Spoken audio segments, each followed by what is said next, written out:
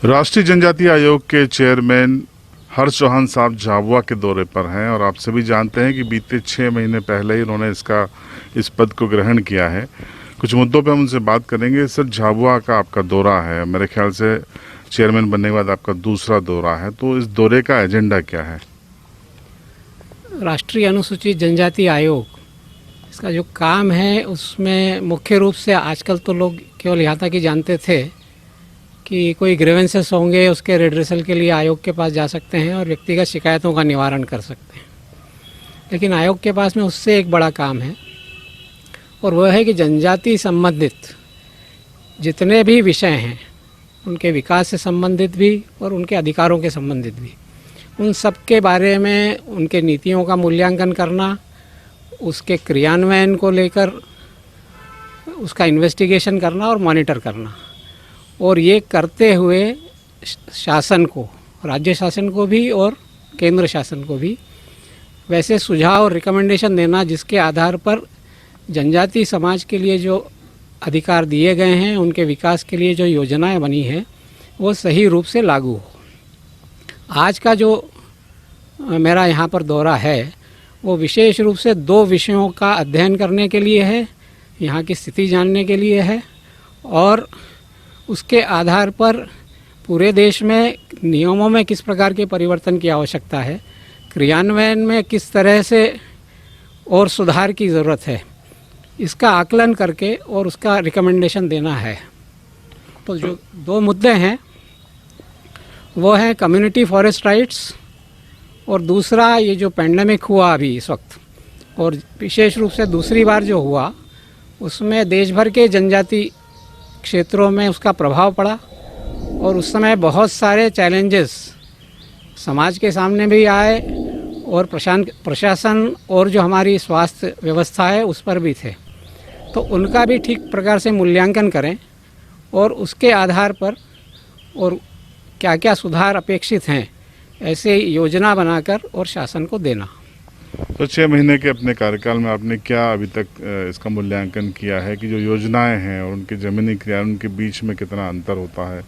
अक्सर आरोप लगते हैं कि दिल्ली योजनाएं भोपाल दिल्ली से चलती हैं, ज़मीन पर नहीं उतर पाती। आयोग क्या नया करने जा रहा है?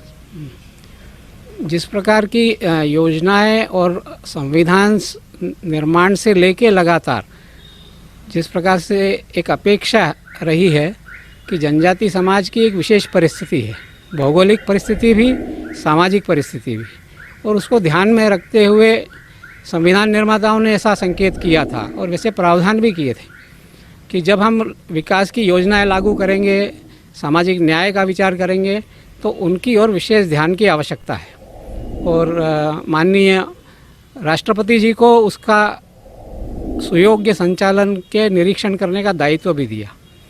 तो आयोग के दृष्टि से हमें ऐसा लगता है कि जो जितनी भी योजनाएं बनी, उन सब योजनाओं में कहीं एक जिसको हम कह सकते हैं कि इमेज वर्सेस रियलिटी का अंतर था। अच्छे मन से बनी हुई भी योजनाएं ठीक प्रकार से लागू नहीं हो पाती।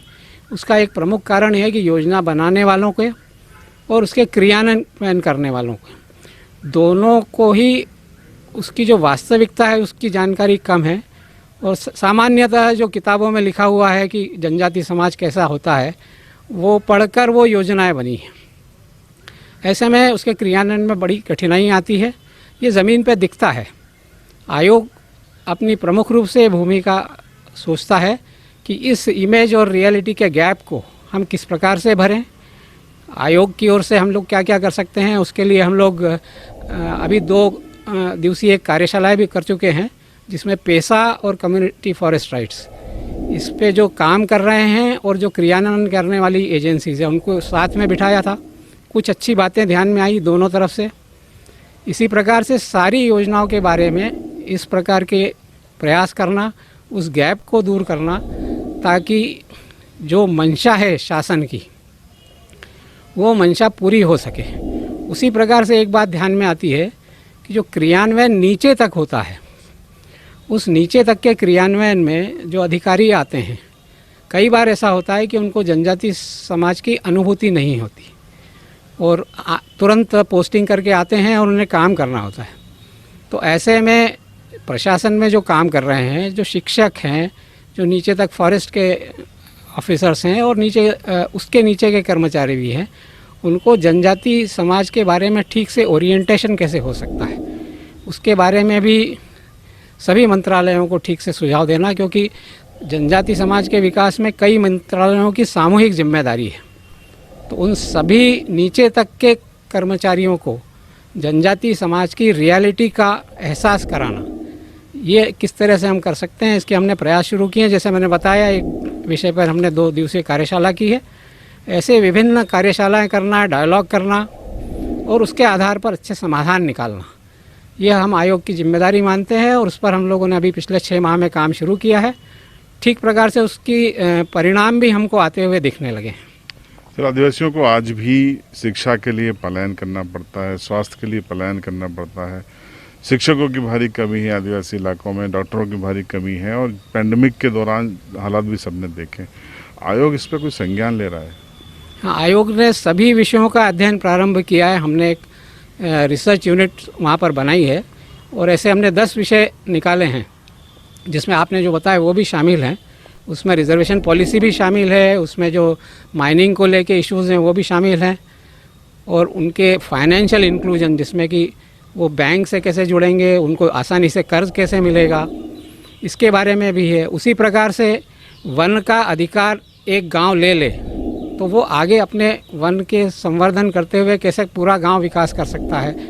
ऐसे अलग अलग विषयों पर रिसर्च यूनिट्स बनाकर और उसके आधार पर शासन को, राज्य शासन भी और केंद्र शासन दोनों को भी नीति में सुधार और क्रियान्वयन की पद्धति में सुधार के हम उपाय सुझाने वाले हैं।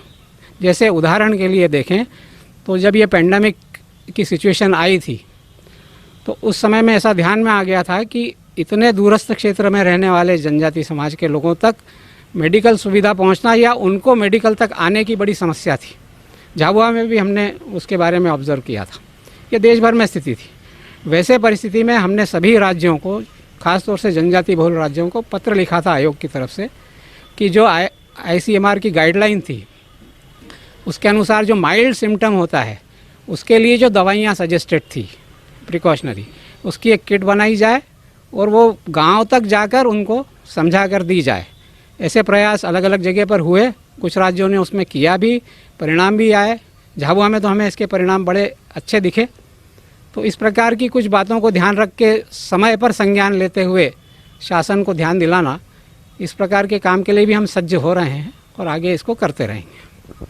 तो अपने हर्ष चौहान साहब को सुना, उन्होंने साफ कहा और बेबाकी से कहा कि जो इमेज है और रियलिटी है उसमें कहीं ना कहीं अंतर है, और बेबाकी के साथ स्वीकार किया और इसी पर वो लगातार काम भी कर रहे हैं। उम्मीद करते हैं नतीजे अच्छे आएंगे। देखते रहिए झाबुआ लाइव।